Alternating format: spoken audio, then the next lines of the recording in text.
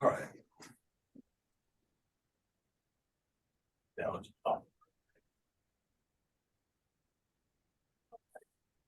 Well, thank you, Harold. I appreciate you asking me down first. And secondly, to anybody that's out there in cyberspace, I'm glad to have you along too. Glad everyone is here. And Harold's absolutely right. And let me do a little crass commercialism, as I always say. I'm president of the Civil War Roundtable of Western Missouri. Have been for a long time, 16 plus years now, which is not a testament to my ability. It's just a testament nobody else wants to stand up. Okay. But, yeah. So anyway, I've had a couple other things. I'm on the Tourism Commission for the City of Independence. I'm on the vice president of the board of the Friends of the National Frontier Trails Museum, and a few other things out there that's totally unimportant. But anyway, and if you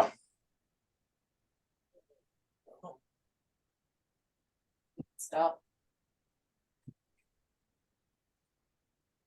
Right now. Okay. Oh, there we go. Those will go on. Well, anyway, that's my particulars. If anybody wants to get a hold of me, that's the way to do that. But there is something I like to share, especially when we talk about battles. And you can read it. I'll read it to y'all. It's a poem that was written in 1880 by a Sergeant Barry Benson of the Army of Northern Virginia. And he wrote, "In time, even death itself might be abolished.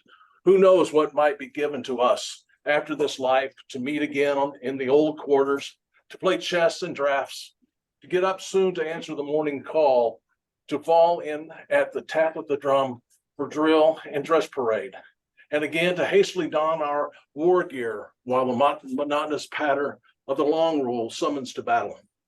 Who knows but again the old flags, ragged and torn, snapping in the wind, may face each other and flutter, pursuing and pursued, while the cries of victory fill a summer day.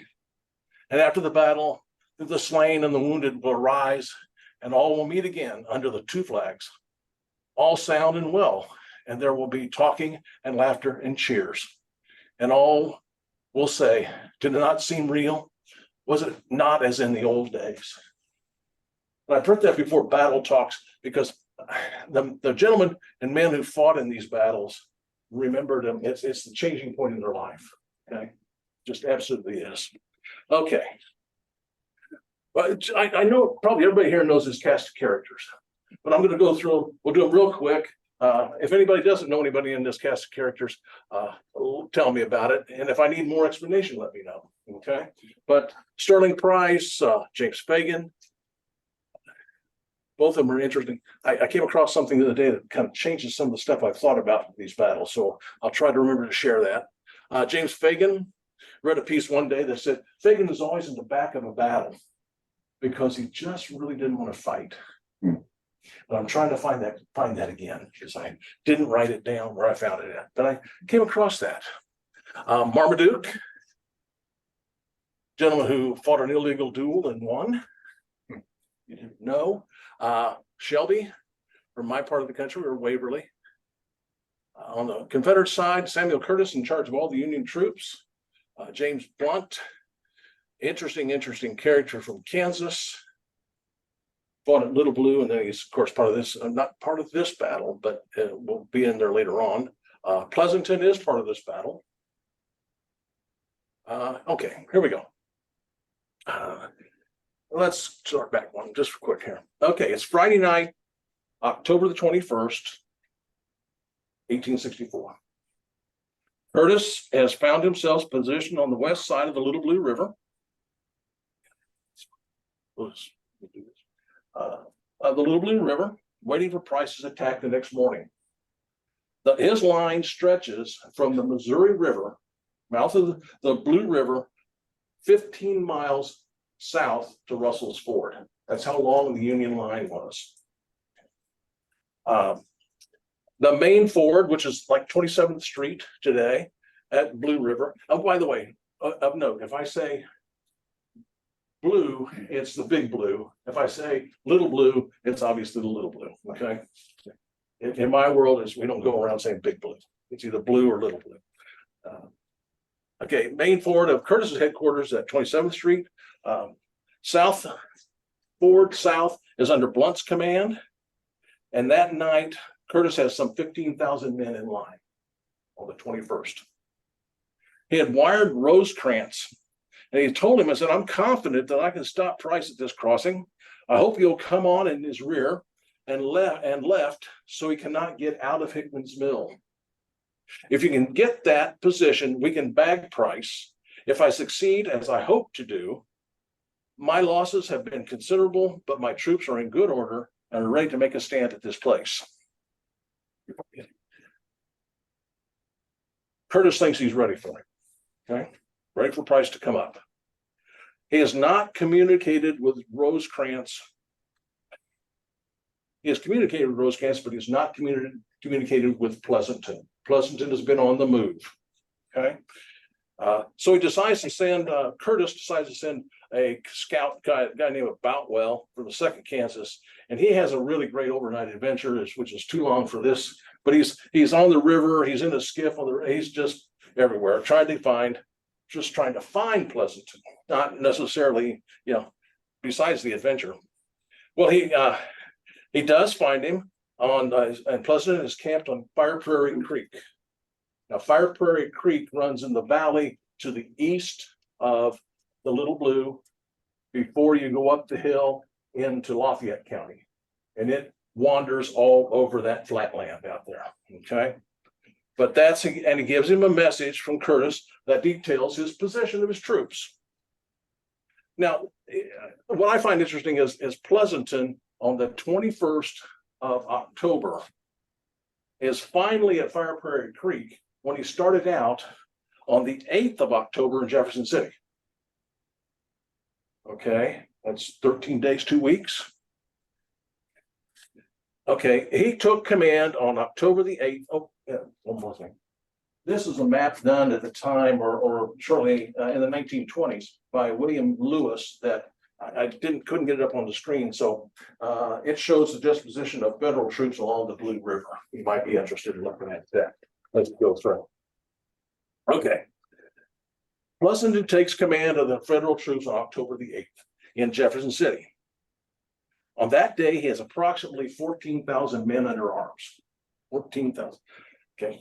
They are designated, and appropriately so, the Corps of Observation to follow the enemy. Because that's what he does. Who knew it turned out that it would take that Pleasanton would take these observation duties so seriously? He shouldn't, but he did. The Army of Observation moved out on October the 8th, and on October the 9th, they have a skirmish at Versailles, and they would contact Price's army at Russellville and California, Missouri. This will be the last time on the 9th, the last time he engages Price's army until the 22nd of October. 2 weeks approximately. What is Pleasanton doing? It is approximately 160 miles from Jefferson City to Independence, approximately. Assuming that an army can march he's got a mixture of cavalry and infantry.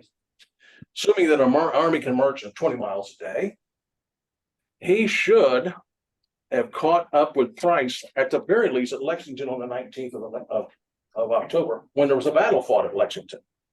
Okay. Where was Pleasanton? Samuel Curtis and his federal troops at Independence really wanted to know that answer too. Okay. Pleasanton entered Lexington on October the 21st, conveniently the day after the battle. Conveniently. And when Rosecrans arrived on the scene too, on the 21st, the next day. But when Rosecrans showed up on the 21st, the morning of, Pleasanton was already on the road west to finally confront Price. What I need to catch up with is this here.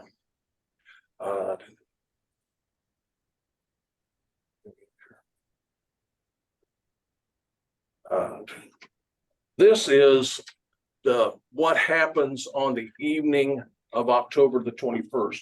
The Battle of Little Blue is complete. They have been chasing moonlight in the 11th Kansas all the way back into Independence.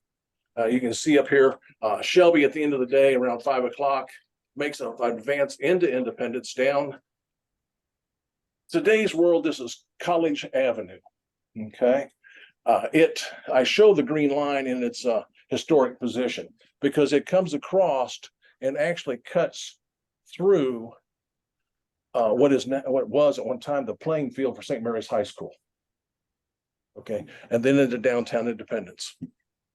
They 16th Kansas makes a stand just to the northeast of that position, just a holding stand. The 11th Kansas makes another one in the streets of Independence on the 21st. It's dark, and then once dark comes, the Union troops retreat all the way down Lexington Avenue. Today's Lexington Avenue. It was the Independence to Westport Road. Okay, and they go all the way to Byram's Ford or on into into Blunt's positioning. Okay, all right. When the Confederates come into town on the 21st, the evening of the 21st, they find it very eerily quiet. A lot of people expecting a battle left town. A lot of them did. Now, Dr. William McFeeters, who is, there's the crossing as it looks today across St. Mary's Field. And that's what the troops would have seen as they marched into town. This is the big spire on the left is it's the Jackson County Courthouse, okay, which marks the center of the square, which I'll tell everybody it's not a square, it's a rectangle. Okay. Well, McFeeters, he was Price's medical officer, reported, he says, in coming into Independence, I secured the Jones Hotel. This is what it looked like at the time. It sat on the corner of Liberty and now Maple Street on the northeast corner. Okay. And he says, I secured the Jones Hotel as a hospital and made arrangements to bring in my wounded from the Little Blue Battlefield.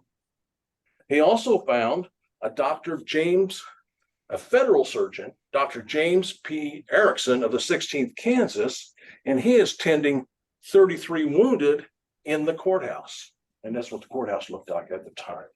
Okay. So that is Independence, October 21st, after dark. Set the stage. Saturday morning, October 22nd, okay, of 1864. That is when the Second Battle of Independence begins, that morning. General Price is camped at Rock Creek, and we'll show more about that in a minute, but he is camped at Rock Creek about 2 or 3 miles to the west of town, down the Independence to Westport Road. And he has 3 things on his mind that morning, only 3. He's wants to force a crossing of the Big Blue to defeat Curtis before Pleasanton comes up. He wants to hold Pleasanton in his rear from advancing and defeat him after he defeats Curtis. And the most important thing, prevent the capture of his 500 plus wagon train. And sometime, Harold, I'll take you on a tour of where that wagon train went. It spells, if you follow the wagon train through Kansas City on its way south, you'll know why every battle is fought where it was at. Every one of them was fought to protect the wagon train. 500 wagons, it stretched almost 8 miles. So, but he wants to prevent that capture. There's 5,000 head of cattle along with that too. 500 wagons is a conservative number because we don't know how many might have come in later, that kind of thing. He has also got thousands of unarmed recruits and a lot of refugees. And that whole train will stretch 7 to 10 miles. So, okay. Price's forces are spread out across Independence. This is a map showing where Price is at in the morning of the 22nd. He is spread out all over Independence. Pickets have been placed back at the Little Blue Crossing, where they had fought the Battle of Little Blue the day before. Some of Marmaduke's men. General James, Major General Fagan has been given orders to move that wagon train down the Independence to Westport Road, while Shelby is to attack the Union forces at the Big Blue, and Marmaduke and his men are to hold back Pleasanton. So you see, in the morning, this Independence to Westport Road, Fagan begins to move that train down this road, and he is headed towards the next ford, known ford, which is Byram's Ford. There are 3 others, but this is the one they're headed to. Shelby then tells, let me see, if in today's world, this would be Blue Ridge Boulevard here, okay? And this is known as Pitcher Road. It's a little piece of road about this much, but it used to be the main road down to the main ford into Kansas City. 27th Street is where it came across. And so they're moving, all that movement is going on in the morning, first thing, okay? Well, Pleasanton so there's where they're at, that's where they're moving, that's what he wants to do. And remember, everything that Price does is to get this down that road. Okay. This is an old picture. Now, the bridge was destroyed at the time of the Civil War, and there you'll find in a minute, we'll talk about Pleasanton rebuilding it. This was rebuilt afterwards, but this is what it looked like, and this is where it was at. And it looked like that. It was Ripley, Missouri at the time, they called it. Okay. Well, Pleasanton at 5 o'clock in the morning has advanced on to the Little Blue, to this bridge. He found the bridge destroyed from the previous day's actions, and he found Colonel John C. Wright, Confederate, on his division on the west side of the river. It so happened the previous evening, just as Wright was coming into Independence from the day's fight the day before, he got just into Independence. He was then ordered to turn around and go back to Little Blue. So he's there that morning. He is Price's rear guard. Pleasanton now orders General John McNeil to take the lead with the 2nd Brigade, which is made up of the 13th Missouri and the 17th Illinois. Now, using the same defenses that Moonlight had used the day before, Wright begins to hold this position. And he holds it for about 30 minutes, not for a great length of time, but about 30 minutes. That morning, he holds there and does a good job until McNeil says, wait a second, there's that ford just north of here where everybody went across yesterday. So he goes north. That flanks Wright, and he starts to move back towards Independence. But what we have to, and why this is so important, because that morning, October 22nd, 1864, at sunrise on the banks of the Little Blue River, east of Independence, Pleasanton's forces make the first contact with the forces under Price. Since August, it's always been Price moving this way and somebody trying to catch him all the time, fighting everything in front. This is the first time since August that Price will have to fight on 2 fronts. It is literally the beginning of the end for him. Now, that end will last until December, but it's never the same after that. Once these 3 days of battles are done, Price is running for his life. He continues to run. So by 11 o'clock, Pleasanton rebuilds that bridge and he starts crossing the river. From 11 to about 2 in the afternoon, Price's rear guard, made up of Slayman and Wright, and they're supported by Captain Huey's battery of 2 Parrott guns, start to fall back towards Independence. and it's Cabell's. It's that's Wright and Slayman, and everybody is part of Cabell's brigade. So Cabell's person under Marmaduke. They fall back towards Independence. And at 2:00 in the afternoon, Cabell, or I'll do it this so I don't have to repeat all the time the two names. Cabell has set up a line of defense. This is 24 highway up here. And they're coming into town. This 24 across, they've come across the Independence to, this is the Independence, depending on which way you look at it, but it's the Independence Lexington Road. Okay, part of the old Santa Fe Trail also. They set up a line at 2:00, Cabell does. And Cabell took up the defense from Wright, and he takes his through Independence. Wright takes his troops through Independence, leaves Cabell there and his troops, takes his troops back through Independence, and that is the last action Wright will see for the day. He's done. About 2:00 in the afternoon, McNeil renews the fight. He dismounts on this position. He dismounts the 17th Illinois and the 13th Missouri, and he steadily pushes Cabell's troops back towards Independence, just as you see it here down that road. And he pushes them all the way back into Independence, where you get to see he's kind of coming up here now. That's the second line where he's at. Pleasanton comes on the scene and he realizes, he says, there's many ways to get into this city. I don't have to go down this one road. I've got this whole city in front of me. So he tells Sanborn and the 3rd Brigade to dismount and form on McNeil's right. He puts Colonel Phelps and the 2nd Arkansas, it's in this position now, this position. 2nd Arkansas in the lead, and they charge into town using streets, gardens, alleys, and catch Cabell by surprise.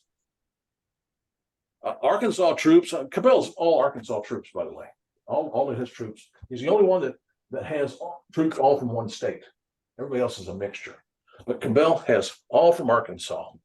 And McNeil pushes him back through the city. It's Arkansas troops fighting Arkansas troops all the way through. Phelps has Phelps part of it there, has success in his advance, but they begin to stall. The Federals begin to stall, mostly probably because of fatigue, they say. They've been fighting. So at this time, the Federal attack will shift to the east. Okay. Remember, they're pushing them through. This is where the road comes through and goes west through middle of downtown. Let me see if I can. It's always hard to see that in these overhead views. You try to pick it up. Well, it's in here is the square where the courthouse is. Okay. So at this time, the Federal attack will shift to the east. Oh, get it to move. Oh, too fast. There we go. East. Now we're approximately an hour. It takes some time for all this shifting to happen. It doesn't happen immediately. We're about an hour. It is about 3:00 on the eastern outskirts of Independence, where you see this blue line here. On the eastern outskirts of Independence, Pleasanton orders McNeil to form for a final push to clear the rebels out of Independence. The Confederate forces are here. Over here, their first position is here. This is the Community of Christ spire today. Their first position is across the street, just on this hill. It's a hill. Everything goes away from it at that point. Well, east to west, it's level. North to south, it's a hill. Okay. It's going to push at 3:00. He's going to push. McNeil places the 13th Missouri and the 7th Kansas, 17th Illinois directly east of town, mounted with sabers drawn. A lot of this, remember, they've been dismounted so far. They're mounted with sabers drawn. Cabell's in line of battle waiting over here, the first position, that one. Colton Green of the 3rd Missouri and Marmaduke's Division is picketing the approaches to town from the south and the west with orders to hold that position. And this would put him somewhere to the west near Rock Creek. Okay.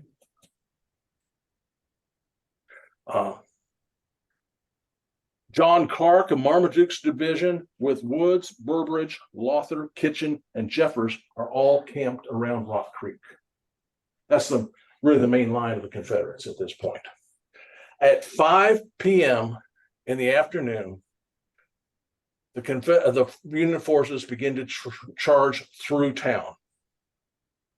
The 13th Missouri under Catherwood, the 13th Missouri, supported by the 17th and the Illinois and the 7th Kansas, charge east through the streets of Independence. I mean, it's going right down through, and then the streets that you see there are the same streets that were there at the time. Same layout, nothing changes.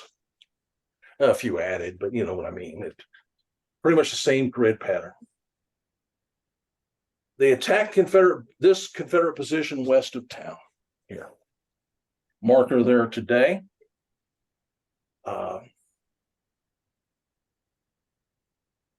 That's the approach. If you're going down Independence to, that's Lexington Road today, Independence to Westport Road at the time. It's traveling westbound down the road. Cabell's position is just beyond this group of trees. Okay. Just beyond that group of trees.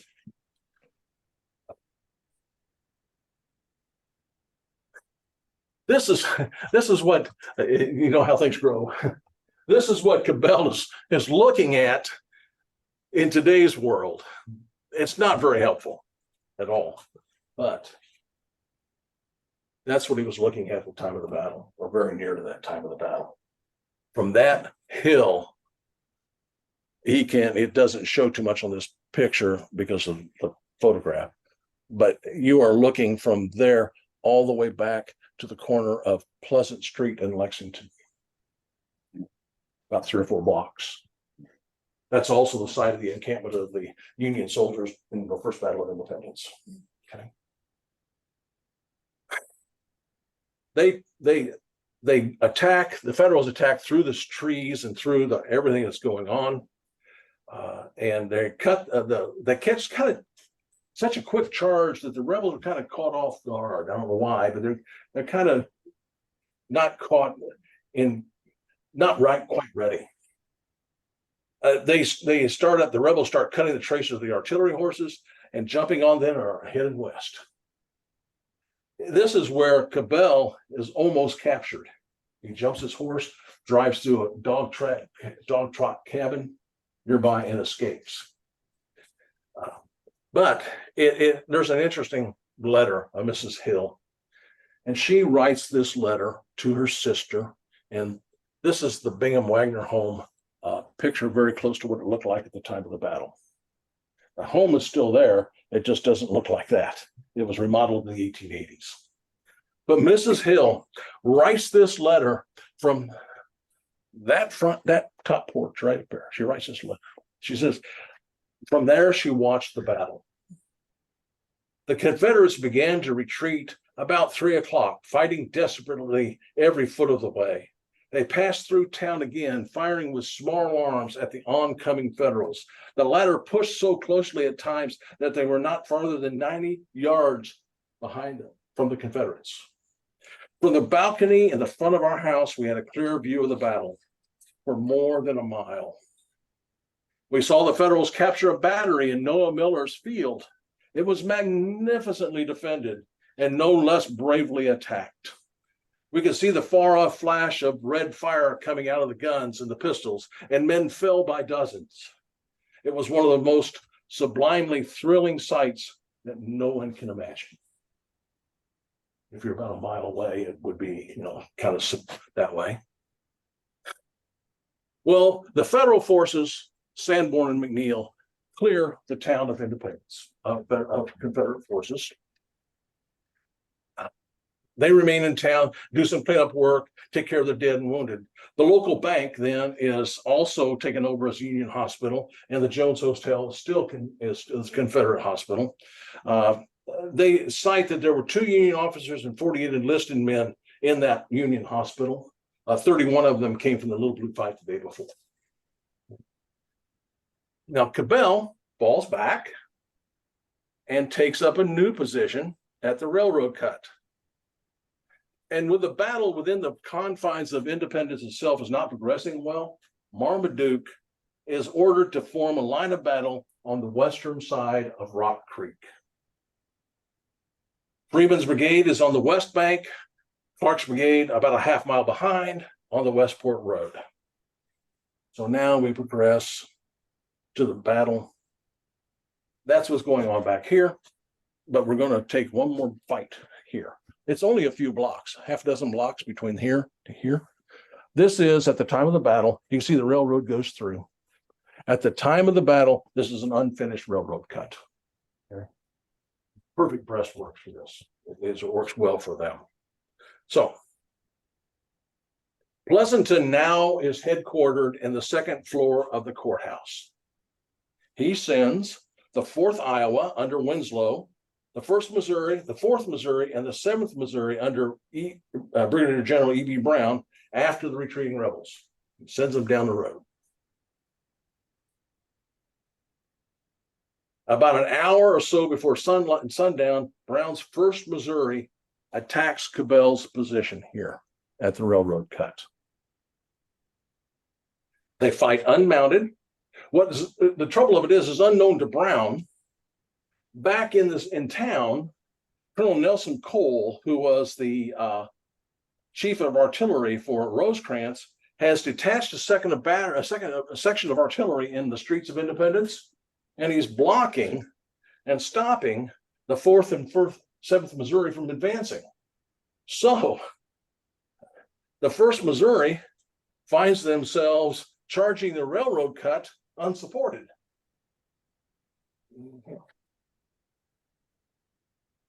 If you were there today, this is taken from the railroad cut, looking back to the east, down the Independence to Lexington, Independence Westport Road.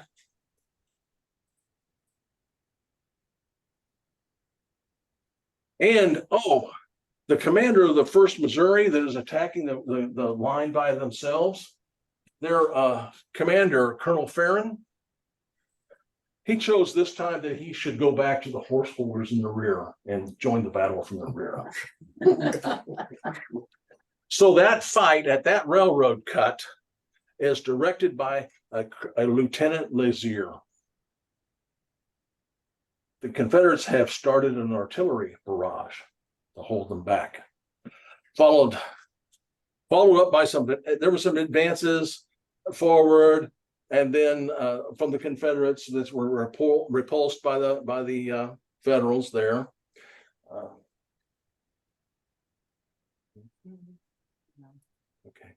Okay. This is looking sort of southwest, and the railroad cut runs under these bridges and back and forth this direction. That's what it would have been at the time. All right. So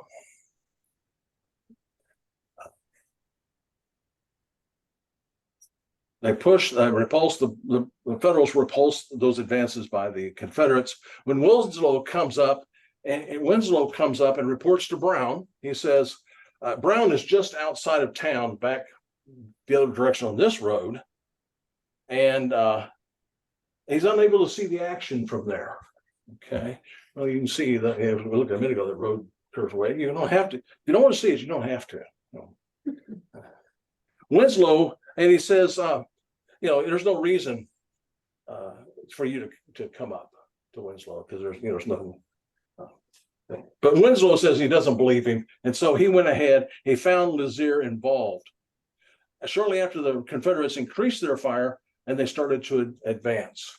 Lazier calls for help. Brown finally sends Thurber's artillery, part of the 4th and 7th.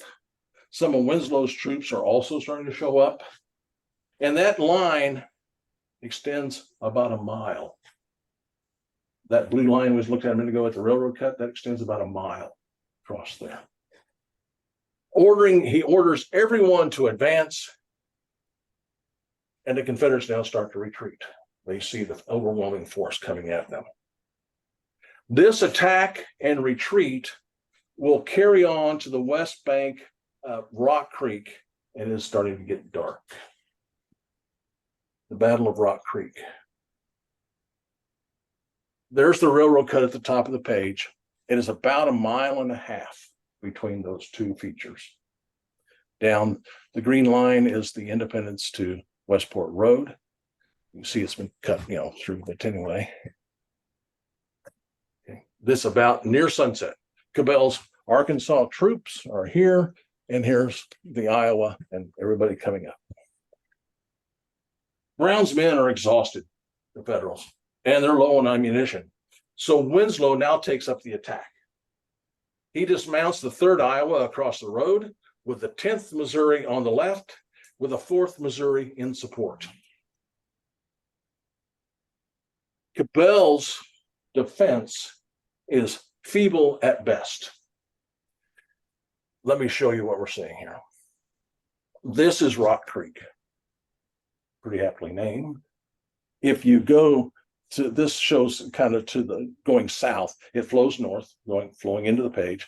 It is rock bottom, and if you go just a little bit to where the road crosses, you can actually see wagon ruts in it under low water. It was a main road. Okay. The picture up here on the right that you see is taken from the top of the hill. That creek, here's the hill. You can see it here. That's a hill, very steep hill. And it comes out just beyond this picture. I don't have anything to show you. And what it does is make sure that everybody funnels this way around.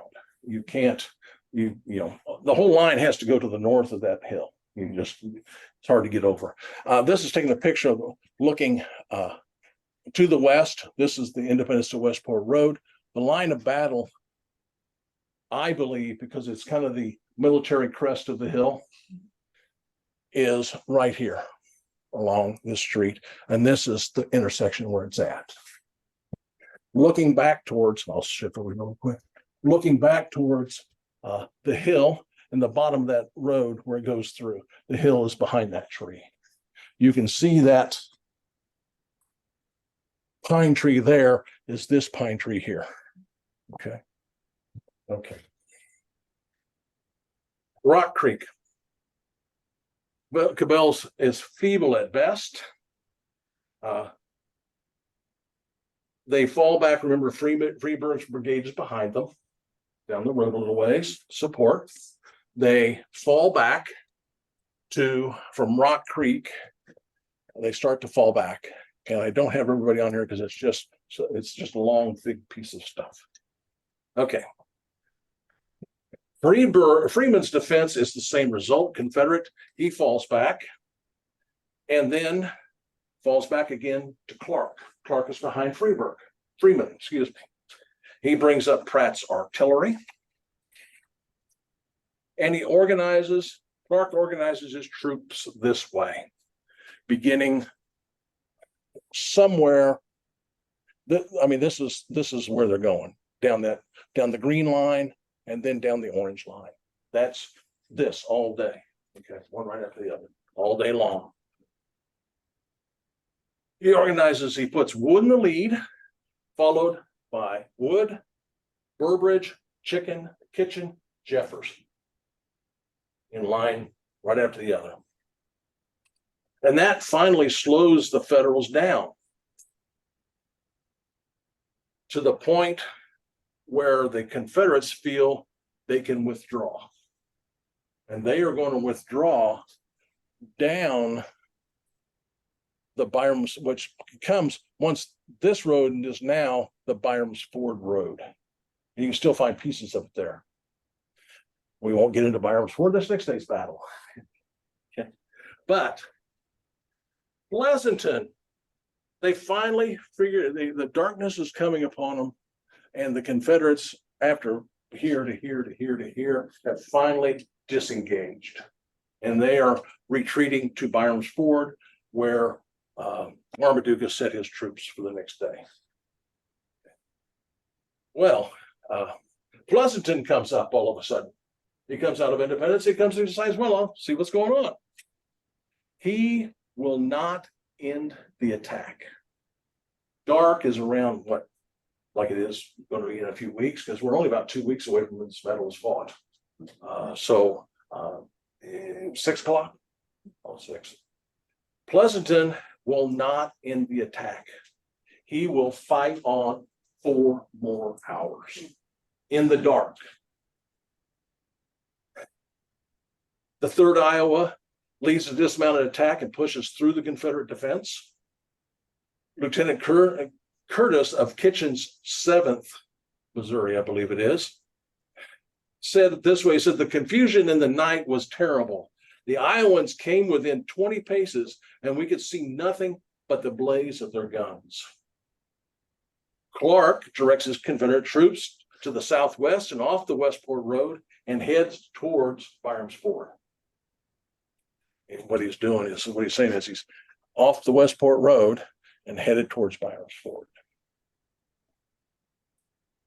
30 minutes later, Winslow's Federal troops pushed to within 3 miles of Byram's Ford, which I put it on here. It's approximately 6 miles from Rock Creek to Byram's Ford. So about halfway in between there, Winslow's Federal troops push till about 10 o'clock. That's where they stop. Pleasanton wants to continue under moon. As he says, as soon as the moon rises, we're going to attack again. Now, remember, Pleasanton hasn't done a thing for 2 weeks. So, he's trying to do something. There's a reason why Pleasanton is not head of the cavalry in the Eastern Theater. Okay. This may be one of them. He says, he wants to continue after moonrise. With his men fighting almost continuously for 24 hours, clouds came up and covered and hid the moon. And the Second Battle of Independence was over. 10 o'clock that night. Started at like 5 o'clock in the morning, 10 o'clock that night of continuous fight. There's some lulls, there's some stoppage and lulls, but it kept going on. Well, both sides decide to rest because they will need it tomorrow and the next day, all of it. And from then on, as kind of a follow-up, on the 29th of October, a week later, remember we met him in the beginning, Federal Surgeon Dr. James Erickson. He goes up to Leavenworth and orders the steamboat Tom Morgan to travel down to Independence to pick up the 31 wounded soldiers. And they carry them back to Port Leavenworth. Yes, there's a steamship landing there. Okay. But there's a couple things to ponder. I mean, and we know that the Confederates went on there, the rest of the story. We know all that. But there's a couple things to ponder. Back in Independence, there was some looting of stores. One of the recorded incident was a Mr. Cogswell who owned a general merchandise store on the square. And the soldiers raided his store and they stole $30,000 worth of Brussels carpets and generally smashed up the store.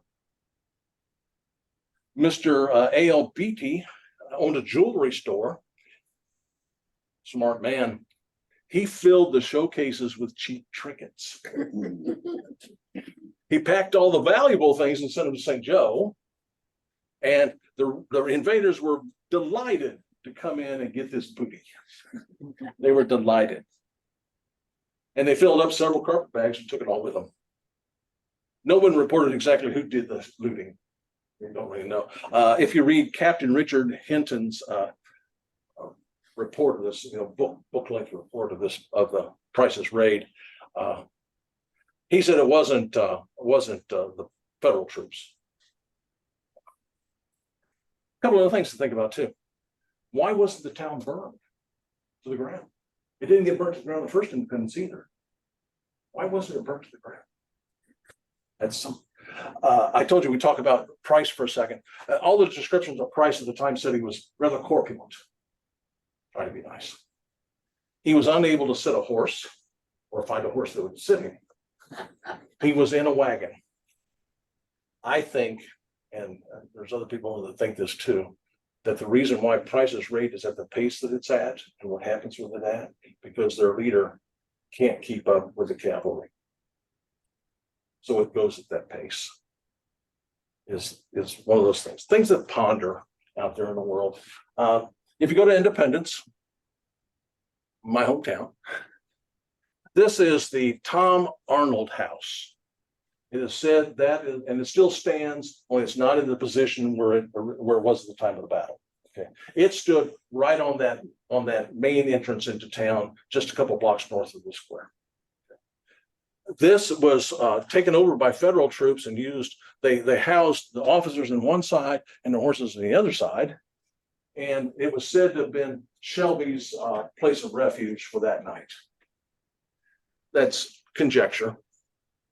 And then this house is attributed to the overseer for Jabez Smith. Jabez Smith was the largest slave owner in Missouri.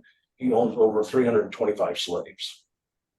And it sits right on the line of march and did come under fire during the battle. Well, that's the second Battle of Independence. It's often, I was talking to Harold earlier, it's often overlooked. It really is, you know. It's listed on the National Park Service 10 or 300 most important battles of the Civil War. It's there, but it's often overlooked. But it's extremely, extremely important because, like we started out, this is when Price fights in two places, and he never had to do that prior to this. So there it is. Thank you very much for having me. And if there just happens to be any questions, I'll be happy to answer it if I can. I got a comment. Sure. You mentioned the day long plus fighting carried on into the night and all that kind of stuff.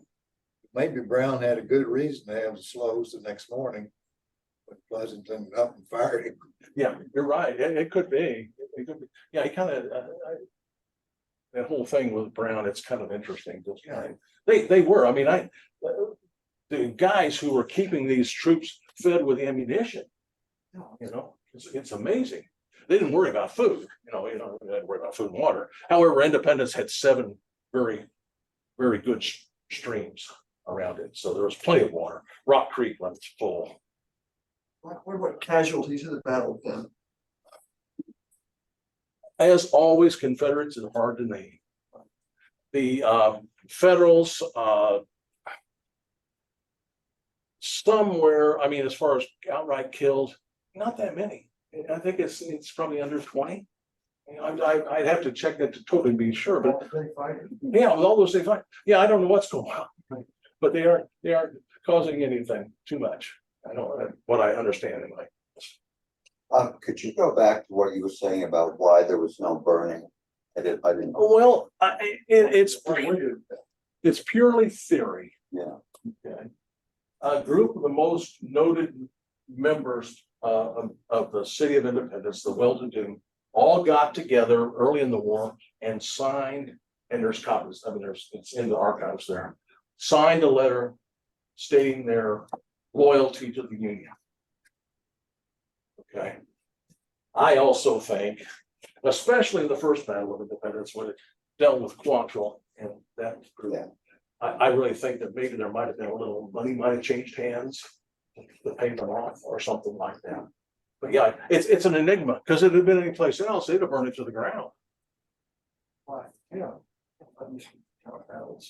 Yeah. Well, they just a lot of times they would go through and burn it down for field of fire. Now this one is moving so fast they don't have time to really. But it's just one of those things that both battles I can't really explain. There's not a thing to point to and say why not? Why didn't they? Because it's usually what happened. In some form or just you got all the cannon fire going through and all that stuff going on. Just something just naturally get burnt to the ground. Because not all of Independence was brick buildings at the time. As we know, years after that, were whole blocks burned down. That kind of thing. In fact, is in 1860, there's a whole block that burns down. It's actually in the New York Times. It shows up in the New York Times, and it was several $1,000s of destruction, whole block. You know, it's an interesting thing, but it's an interesting battle, and like I say, it's often overlooked, but I feel it's, well, you have to understand, I'm of the people of the world who think that none of these battles shouldn't have taken place. They all should have been out at the Little Blue. And it should have. I mean, really, it been to the Little Blue. Blunt wanted. Yeah, that's what Blunt wanted, and he was right. He was absolutely right. That was a place to fight it. And the next place to fight it might have been along Rock Creek, because you know it's all open field and it's natural. It's, you know, you start down here at Rock Creek, and it's a steady climb up till you get to the ridge that forms Big Blue River. Yeah, it's important. Thank you. Other questions here? Anything else? How about out there on Zoom? Has anybody got a question out there? I have put them all to sleep. Well, their cameras are on. Question from my end, Mike, I just think it's a great point of how the campaign kind of shifts here. I mean, if you want to look at Price is Right as a whole, there's, you know, and I hate the word turning point, but you can look at pivotal moments. You know, did things change at Pilot Knob? Did things change when Price turned away from St. Louis? But every move he made up until this point was a move he wanted to make. He's got the initiative, and here, you know, he may not be fully aware of it because he's still thinking offensively, at least to some extent, towards Curtis. But the hunter is kind of is starting to become the hunted. Mm-hmm. No, I mean, and you really see that at Westport, which is probably why Westport gets all the attention, and this one really doesn't, but it should. And you made a great point there. That's worth thinking about. Yeah. Oh yeah. Yeah. It's much so. And you go through the thoughts of Price on that morning of the 22nd when he says, you know, I have to fight Curtis and defeat him. He wanted to be able to defeat them in separate battles, right? But he didn't have the chance because Right. Pleasanton decided to all of a sudden to come on the scene. Yeah. And by that time, it's too much. You bet. Yeah, it's interesting stuff. It's a interesting battle At going. this point, Price's forces were about 10,000. Yeah, because the Battle of Little Blue, I think if you lump the Battle of Little Blue and the Second Battle of Independence together, total combined is about 300 casualties, total combined. That's what kind of the report that everybody says. You know, I don't know. It's always who walked off, and you know, a lot of the Confederate troops were from Jackson County, so they may have just finally said, "I'm done with this." Yeah. And they had no way of knowing. There's no way of knowing because you know there's no after second battle and after here. It is you know it's a constant fight all the time. They don't have time to take muster roll, so you don't know where anybody's gone to or who's dead or who's not. You know, so it's just not possible. But you do get a chance to walk through all those places and see them. It's one of the night, you know, I live just to the north of all that actually took place, just barely. Anyway, thank you. Anything else, anybody? Thanks again, Mike. All right, thank you.